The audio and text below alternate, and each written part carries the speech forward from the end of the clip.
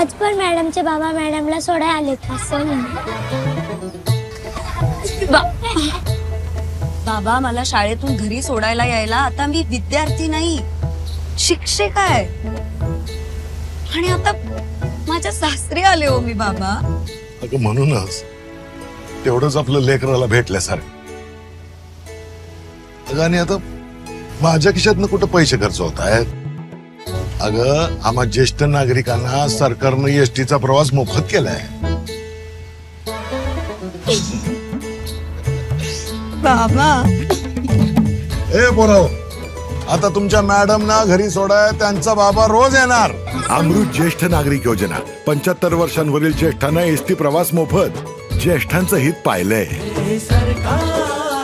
आपलं सरकार, लाडकं सरकार.